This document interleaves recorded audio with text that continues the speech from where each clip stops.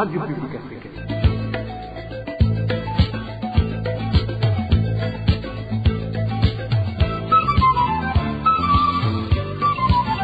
Radio Publique Africaine.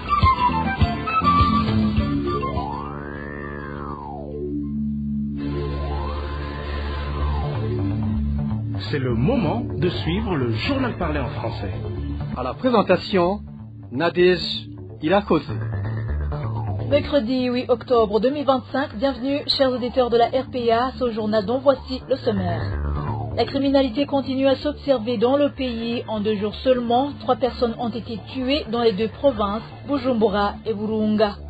Lors de la 76e session du comité exécutif du Haut Commissariat des Nations Unies pour les réfugiés qui se déroule à Genève, le gouvernement tanzanien précise qu'il pourrait retirer son soutien aux réfugiés burundais si ces derniers refusent de regagner leur pays volontairement, puisque selon la Tanzanie, la paix est actuellement rétablie au Burundi. Avec le mini-magazine au cœur de la société, nous revenons sur la recrudescence des cas de choléra dans certaines localités de la province de Bujumbura, une situation qui a conduit à la prise de mesures drastiques au sein de la société. Tout de suite, le développement de cette édition. Bonsoir, ouvrons ce journal par la page sécurité. 2 corps sans vie de 2 hommes ont été découverts ce mardi sur les collines d'Ondava et Ruhagarika dans les zones d'Ondava et Uganda, commune Bukinanyana en province de Bujumbura. L'une des victimes aurait été tuée par des membres des Imbonerakure qui lui auraient volé tout l'argent qu'ils possédaient. Le point avec Emmanuel Ndaishimiye.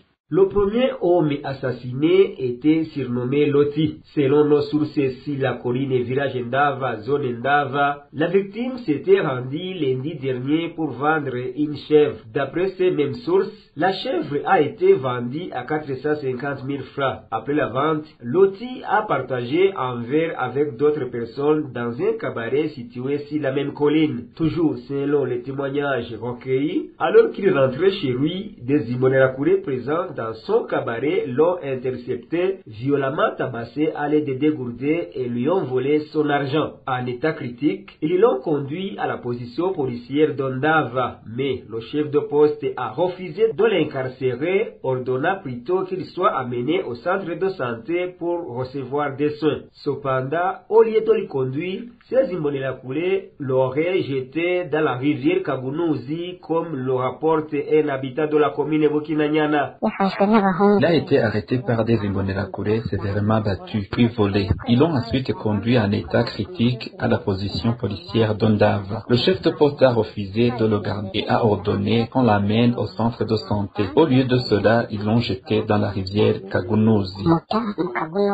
La famille de la victime réclame que justice soit rendue, d'autant plus que les auteurs du crime sont connus. 2 Imbonerakure, dont le chef de la colline Ndava, ont été arrêtés par la police. Les autres suspects sont activement recherchés. Quant à la deuxième victime, il s'agit d'un homme retrouvé sans vie ce mardi près de la rivière Muhira en zone Uganda, commune Bukinanyana. Le corps était ligoté avec une chemise et la victime n'a pas encore été identifiée. Les autorités locales et les forces de l'ordre ont indiqué qu'une enquête est en cours et ont ordonné l'inhumation immédiate du corps sur place.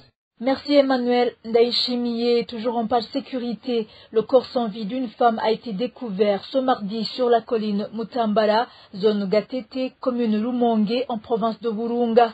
Selon les informations en provenance de cette localité, les habitants ont retrouvé le cadavre de la femme tôt le matin dans un petit buisson. Les voisins soupçonnent que son mari pourrait être l'auteur du crime, car le couple ne s'entendait pas bien. La femme et son mari vivaient sur la colline Mutambala depuis 1 mois seulement, après avoir quitté la colline Giwanya de la zone et commune Rumonge. Une enquête a été ouverte, mais actuellement, l'homme en question reste introuvable. Passons à la page droits de l'homme. Les conditions de détention de l'ancien Premier ministre burundais Alain Guillaume Bunyoni incarnent à elles seules une preuve flagrante du non-respect des droits humains au Burundi. Cette déclaration a été faite ce mercredi par le vice-président de la coalition CEFOR Arusha à la suite de l'alerte lancée par l'Association pour la protection des droits humains et des personnes détenues à APRODH concernant la dégradation de l'état de santé de M. Bunyoni due aux conditions dans lesquelles il est incarcéré. Selon Jean Bosco Wigemera, vice-président de la CEFOR Arusha, même si Alain Guillaume Bunyoni fait l'objet de poursuites judiciaires, il doit néanmoins bénéficier des droits que lui garantissent les lois en vigueur. Écoutez à ce sujet l'intervention de Jean Bosco Wigemera, vice-président de la CEFOR Arusha.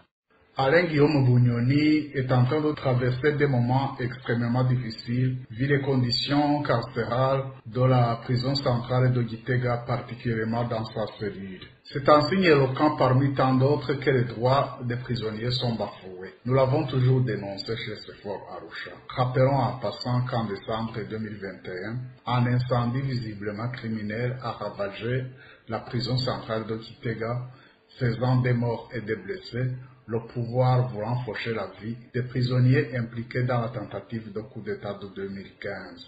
Bunyoni est donc un prisonnier au même droit que les autres, en particulier le droit aux visites, le droit aux soins médicaux, etc. Il est vrai qu'hier, Bunyoni faisait la pluie et le beau temps, mais les autorités d'aujourd'hui songent-elles un seul instant que demain, elles ne seront plus au pouvoir et qu'elles pourront être poursuivies pour des crimes commis qui seront nombreuses par ailleurs. Bunyoni pourrait être corrigé sans freiner à ses droits reconnus à tout prisonnier. L'état de dépression dans lequel Bunyoni se trouverait serait-il ce que les autorités souhaitent demain, ou pensent-elles que leur pouvoir est à vie comme ils aiment bien, si bien le dire? Il est encore temps de redresser la situation car peu importe le procès contre Bunyoni, c'est un prisonnier qui a ses droits sont à respecter. Des Burundais continuent d'être victimes de spoliation systématique de leurs biens perpétrée par certains responsables des institutions étatiques avec la complicité active de la jeunesse Imbonerakure. C'est ce qu'a déclaré Epitas Shimirimana, porte-parole du parti MSD, à la suite de la décision de l'ONU de reconduire d'un an le mandat de son organe chargé du suivi des droits humains au Burundi. Il affirme que l'implication du rapporteur spécial reste indispensable afin de permettre à la communauté internationale, souvent induite en erreur par le régime du CNDD-FDD, de connaître la réalité de la situation sur le terrain. Je vous propose d'écouter Epitas Shimirimana, porte-parole du parti MSD. Nous accueillons favorablement la décision de prolonger d'une année le mandat de l'expert indépendant des Nations Unies sur la situation des droits de l'homme au Burundi. Aujourd'hui encore, des Burundais continuent d'être tués, enlevés, torturés ou emprisonnés arbitrairement. D'autres se voient spoliés de leurs biens et ces violations sont souvent commises par des agents de l'État avec la participation du mouvement de jeunesse du parti au pouvoir des Imbonerakure. Le prétendu Conseil national des droits de l'homme est composé de membres affiliés au parti au pouvoir, tandis que la justice est devenue un instrument entièrement contrôlé par ce même parti. Quant aux organisations indépendantes, la majorité d'entre elles ont été interdites et celles qui subsistent sont désormais placées sous la tutelle du CNDD-FDD. Dans son contexte, le rôle de l'expert indépendant de l'ONU reste crucial pour faire connaître la vérité souvent dissimulée ou déformée par le régime du CNDD-FDD. Par ailleurs, Epitas Shimirimana exhorte l'ONU à changer de stratégie en ne se contentant plus de recueillir des rapports destinés à être archivés, mais à prendre des mesures concrètes pour assurer la protection du peuple burundais. Encore une fois, Epitas Shimirimana.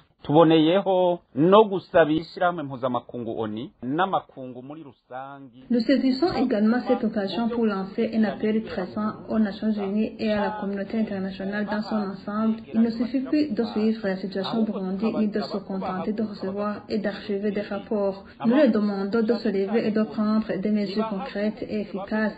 La communauté internationale et en particulier l'ONU doit sortir de son silence et agir face aux exactions commises contre les Burundais. Il est inacceptable que des habitants soient tués, enlevés ou torturés par des agents de l'État pendant que des institutions comme l'ONU se contentent d'observer sans réagir. L'ONU doit désormais prendre des décisions fortes pour assurer la protection du peuple burundais. Il est tout aussi incompréhensible que des Burundais continuent d'être victimes d'injustice, de persécutions, d'arrestations arbitraires et de procès iniques, pendant que la communauté internationale se limite à recevoir des rapports qui les rangent ensuite dans ses tiroirs. Nous demandons donc instamment à l'ONU et aux partenaires internationaux de passer des discours aux actes, en adoptant des mesures concrètes susceptibles de garantir la sécurité, la paix et le respect de la loi au Burundi, afin que les Burundais puissent en fait vivre dans la tranquillité et la dignité dans un pays véritablement régi par l'état de droit. C'était Epithès Shimirimana, porte-parole du parti MSD. Après une courte pause, c'est la page réfugiés. La Tanzanie est l'un des pays de la région qui accueille des réfugiés burundais depuis 2015. Mais ce groupe de réfugiés est le seul dont le gouvernement du CNDD-FDD s'emploie à organiser le rapatriement, qu'il soit favorable ou défavorable. Beaucoup s'interrogent sur l'intérêt que ce gouvernement pourrait tirer du retour de ces seuls réfugiés provenant de la Tanzanie. Pour Pierre Claver-Mbonimpa, président de l'association APRODH, au-delà des bonnes relations que la Tanzanie entretient avec le CNDD-FDD depuis l'époque où ce parti était encore un mouvement rebelle, les actions menées actuellement par le gouvernement du CNDD-FDD comportent également une dimension ethnique que ce parti met particulièrement en avant. Suivez Pierre Claver-Mbonimpa, invité de l'émission Ijamboni Gwawe, diffusée dimanche dernier.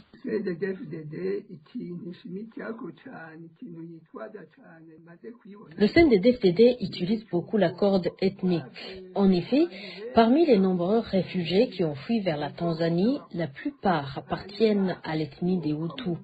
Comme on l'a vu par le passé pour les événements du pays, lors de la période où le Rwanda était gouverné par des présidents Hutus, beaucoup de Hutus ont cherché refuge au Rwanda. Il ne faut pas le nier. Actuellement, le pouvoir a changé au Rwanda et le pays est dirigé par un Tutsi. Contrairement aux années antérieures, les Burundais qui ont fui sont aujourd'hui de tous les groupes ethniques et chacun fuit vers le pays où il se sent plus tranquille.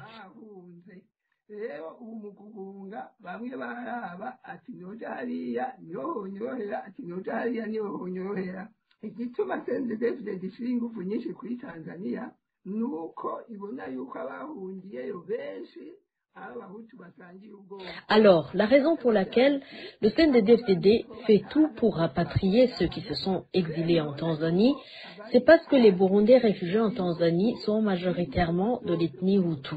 Et ils sont plus nombreux, car la Tanzanie à elle seule héberge 145 000 Burundais sur un total d'un peu plus de 300 000 réfugiés burundais.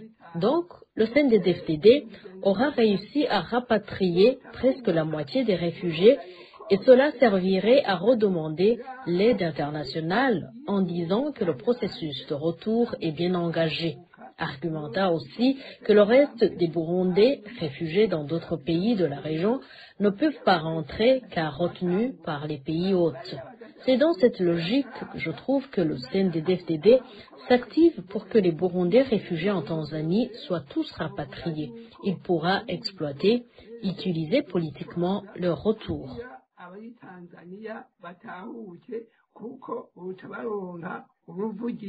Dans notre journal de demain, l'homme politique, Léonard Nyangoma, va expliquer les intérêts poursuivis par le gouvernement tanzanien qui se montre prêt à enfreindre le droit international pour satisfaire le gouvernement du CNDD-FDD.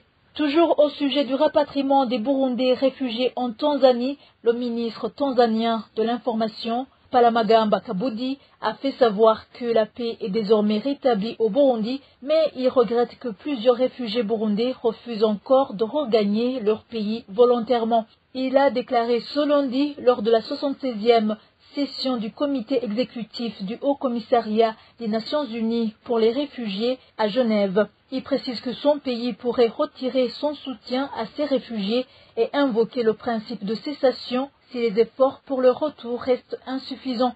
Suivez plutôt Palamagamba Kabudi, Il est ministre tanzanien en charge de l'information.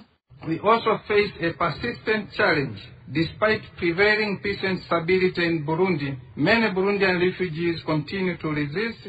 Malgré la paix au Burundi, beaucoup de réfugiés refusent de se rapatrier volontairement. Dans nos efforts continus pour chercher des solutions durables pour les réfugiés burundais, la 25e réunion tripartite de décembre 2024 qui a mené une décision de solutions durables et une protection intégrale. L'objectif de cette évaluation était d'identifier les solutions durables conformes aux normes de protection internationale qui reflètent les réalités sur le terrain. En collaboration avec l'OICR, j'ai l'honneur d'annoncer la fin de cette étude en octobre 2025.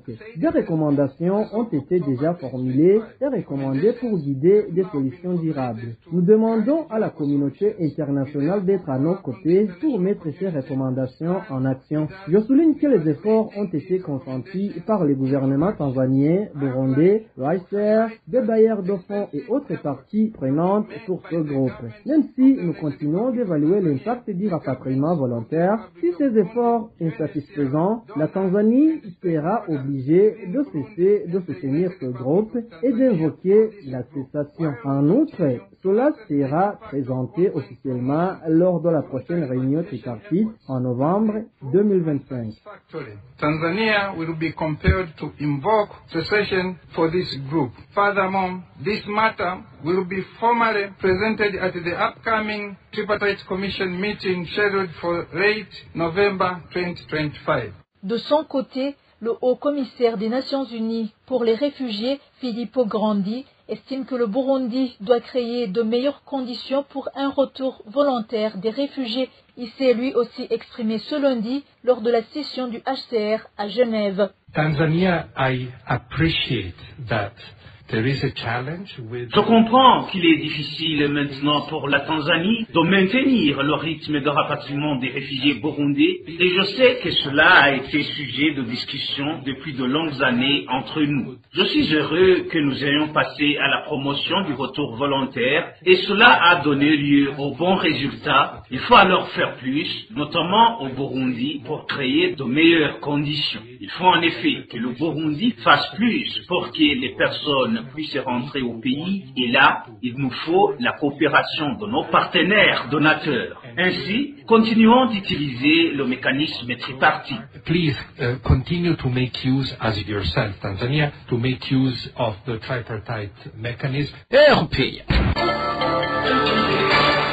En page société, la consommation abusive des boissons fortement alcoolisées au Burundi est une menace pour la stabilité des familles. Non seulement cela nuit à l'économie des ménages, mais ça cause aussi l'insécurité dans la société. Plus de détails avec Rémi Ndelagakura. Comme nous ne cessons de le signaler depuis quelques jours, les consommateurs de boissons inébrantes, tels que le kiké, savana et d'autres similaires, semblent parfois des personnes souffrant de kwashiorkor. Mais malgré les dégâts qu'ils subissent, il n'est pas facile pour eux d'y renoncer. L'exemple que nous vous présentons aujourd'hui est celui d'un père de 4 enfants qui a été licencié de son travail car il n'était plus en état de l'exercice.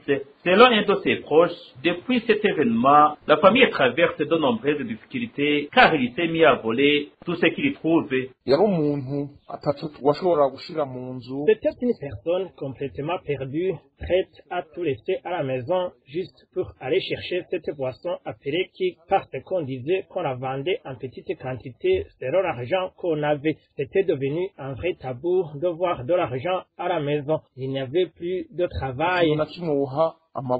Après une longue période de consommation de la boisson qui l'opéra finit par perdre la vue et souffre également de troubles cérébraux. Selon la même source, la situation est très difficile pour la famille car il faut entreprendre une désintoxication complète de l'organisme, un processus qui demande un traitement honoré, renouvelé tous les 3 mois à un prix très élevé. Ces médicaments sont désormais très chers au point qu'un seul tour peut coûter plus d'1 million et il y a des contrôles fréquents.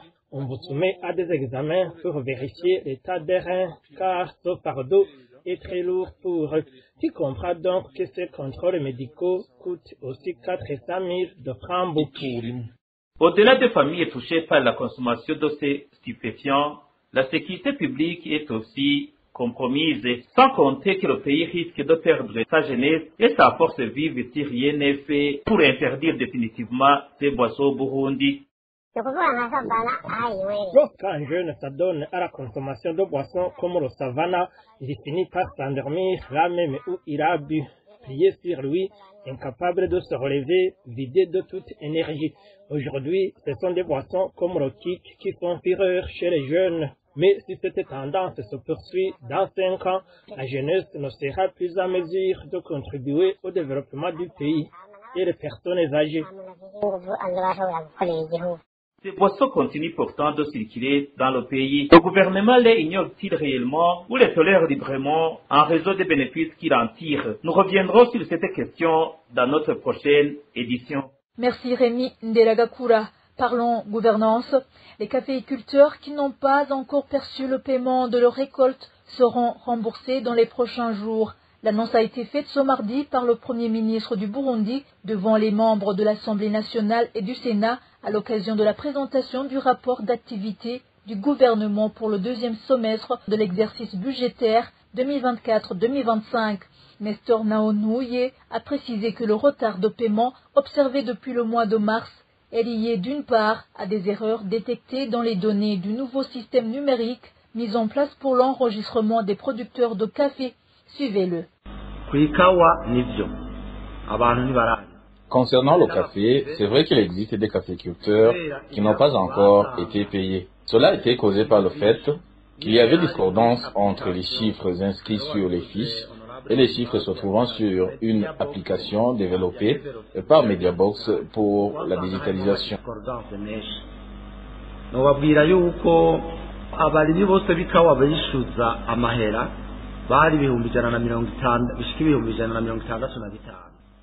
Tous les caféiculteurs étaient au nombre de 165 000 qui réclamaient leur paiement. Et on trouvait qu'une personne quelconque pouvait réclamer beaucoup d'argent du fait que différents caféiculteurs ont mené ensemble des récoltes et se sont inscrits sur un seul nom. Autre chose, les données recensées sur terrain et ceux se trouvant chez Mediabox n'étaient pas cohérentes.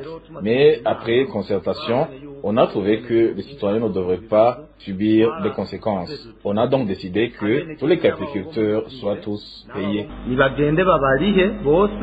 La dévaluation de la monnaie, de même que la hausse des prix régulières, sont les conséquences du fait que le budget et les dépenses annuelles de l'État sont supérieurs aux investissements qu'il effectue pour son économie. C'est du moins les propos de l'ancien président du Parlement burundais, Léonce Ngendakumana, lors d'un atelier organisé par l'OLUCOM. De plus, la solution à ce problème reste impossible aussi longtemps que le gouvernement va rester enfermé, ce qui est une barrière pour les devises. Écoutez Léonce Ngendakumana.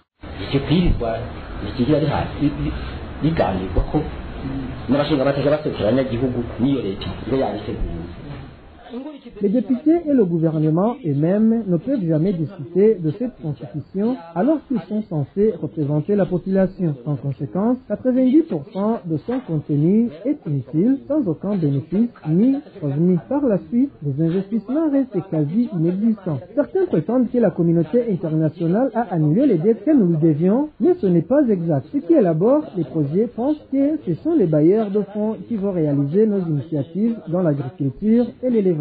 Ainsi, ils restent inactifs au lieu d'exploiter les minéraux et d'autres ressources capables d'augmenter la production nationale. Si cette mentalité ne change pas, il ne faut pas espérer que la hausse des prix et l'inflation diminuent. Au contraire, elle risque de s'accentuer. Pour résoudre ces problèmes, il faut d'abord augmenter la production plutôt que de demander à la berbe de créer de la monnaie. Pire encore, le Burundi reste fermé sur lui-même, alors même que certains produits proviennent de l'étranger et sont importés grâce aux devises. Cela signifie qu'il est nécessaire d'ouvrir les frontières et d'entretenir des relations économiques avec d'autres pays pour obtenir ces devises de manière intelligente et stratégique. Si cette démarche est menée correctement, nous pourrons nous concentrer sur la production et générer les ressources nécessaires pour importer. Cela permettra de freiner l'inflation et la hausse des prix. Dans le cas contraire, nous risquons de tomber dans l'hyperinflation. Et si cette situation se prolonge, ni le pays ni sa population ne pourront survivre. ucugira kugira uti turabe imbere no mu myaka yindi 10 habaje wandanyura igihugu cyose kikaranya ngo bakiraye n'igihugu cyose kiraye. Léonce Ngendakumana interpelle tous les Burundais de sortir de leur silence face à cette inflation, surtout que le gouvernement reste indifférent à ce problème. Ikibazo cy'ibiciro abantu ingene basuma ingene babaye ingene bazobaho kiraba. Le problème lié au prix et à la survie de la population concerne tous les Burundais sans exception, qu'ils soient partisans de partis politiques ou non affiliés aux membres de l'administration ou simples citoyens. Ce problème concerne également les personnes de différentes religions ainsi que celles qui n'en ont pas. Cependant, beaucoup refusent de participer à des ateliers pour donner leur avis ou poser des questions. Quelqu'un a même dit que les agents de l'ordre pourraient les arrêter s'ils le fassent, s'ils le veulent. Vous comprenez que cela renvoie toujours à un manque de leadership, ce qui constitue un problème sérieux. C'est pourquoi il est essentiel de renforcer la démocratie, car elle permet à la population de s'exprimer librement, sans aucune crainte, et de choisir ses représentants en toute autonomie. Certains dirigeants ont été placés dans leurs postes, soi-disant élus, alors que ce n'était pas le cas. Les dirigeants devraient être réellement choisis par le peuple, afin que le leadership reflète véritablement la volonté des citoyens.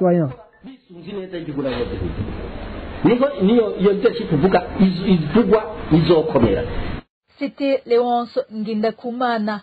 Dernier dossier de ce journal avec le mini-magazine au cœur de la société. Dans cette édition, nous revenons sur la recrudescence des cas de choléra dans certaines localités de la province de Bujumbura, une situation qui a conduit à la prise de mesures drastiques au sein de la société. Au cœur de la société est présenté par Pierre Gahungu. Au cœur de la société. Au cœur de la société est une émission préparée en synergie par les radios Inzamba Agatekakawe, Radio RPA Idouya Wanyagihugu, ainsi que la radio-télévision Renaissance. Cela fait presque 3 mois que l'épidémie de choléra a été signalée dans les provinces de Bujumbura et de Cibitoke. Cette maladie est causée par un manque d'hygiène, comme le confirment les spécialistes. Ce manque d'hygiène est, en grande partie, lié à la pénurie d'eau qui touche actuellement tout le pays. Les experts estiment également qu'il y a eu un certain laxisme de la part des autorités. Ces éléments sont au cœur de cette émission que je vous présente, moi, Pierre Gahungu. Restez avec nous.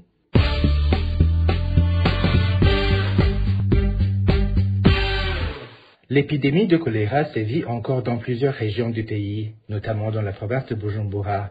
À la suite de la réunion tenue le 6 octobre par le gouverneur de cette province, en compagnie des responsables médicaux, des administrateurs et des services de sécurité, plusieurs mesures ont été mises en place pour lutter contre cette épidémie. La population souligne toutefois qu'il est difficile d'éradiquer cette maladie dans les zones dépourvues d'eau potable. Les détails avec notre confrère de la RPA, Désiré Hatungimana. Cette épidémie a touché plus la province de Bujumbura en commune de Cibitoke, où on a dénombré environ 500 cas dans un mois et 13 décès. Cette épidémie a également été signalée à Kamesa et Kamenge dans cette même province de Bujumbura. Ce lundi 6 octobre, le gouverneur de Bujumbura, le général-major Aloïse Ndaïkengurukiye, a tenu une réunion en compagnie des responsables sanitaires, des administratifs et des chargés de la sécurité pour débattre de cette question. Après la réunion, plusieurs mesures visant à éradiquer cette épidémie ont été adoptées. Entre autres, c'est d'avoir de l'eau propre dans chaque ménage et se laver les mains avec du savon, de même que dans les endroits les plus fréquentés comme les écoles, les marchés, les églises et dans les gares des bus. Éviter de se saluer en se donnant les mains. Chaque ménage doit avoir un sanitaire. Éviter de commercialiser les aliments cuits et de les vendre dans les rues. Et la régie des eaux est appelée à fournir l'eau propre à la population. Ces mesures ont été bien accueillies par la population, mais indiquent que c'est impossible de les mettre en vigueur tant qu'elle n'a pas l'eau. Que la régie des eaux nous aide, qu'elle nous aide vraiment parce que nous sommes dans la galère. Ça fait longtemps qu'on ne vivait pas une situation pareille. Ici à Dogo, on épuisait l'eau pour arroser les légumes avant les robinets. Mais curieusement, nous avons un problème d'eau alors qu'il y a actuellement des robinets.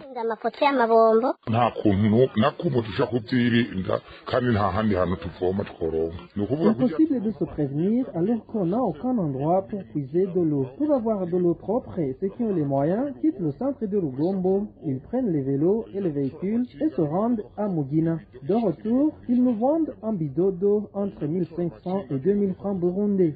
Nous entendons que la Régie des eaux est une société de l'État. Je ne sais pas ce que peut faire l'État pour nous donner de l'eau et pour que chaque personne ait de l'eau propre. Pour cette question donc qui hante la population, devant le Parlement réuni en congrès ce mardi 7 octobre, le Premier ministre Nestor Naonouye a indiqué que l'État burundais est en train de tout faire pour multiplier les robinets publics afin de faciliter la tâche aux citoyens burundais et que même des robinets publics avec l'eau de forage sera également disponible. Merci Désiré Hatungimana. Le fléau du choléra, qui continue de sévir dans le pays, est l'un des signes révélateurs du retard du Burundi en matière de développement. Cette maladie, provoquée par un manque d'hygiène, est elle-même aggravée par l'insuffisance d'accès à l'eau potable. C'est ce que souligne l'ONG locale Parsem, qui plaide pour un réveil des consciences et un changement de mentalité en vue d'un développement durable. Faustin Dekoumana, directeur national de cette organisation, déplore que le problème d'accès à l'eau demeure encore aujourd'hui, alors qu'une planification sérieuse aurait pu être mise en place si les autorités l'avaient pris en compte à temps.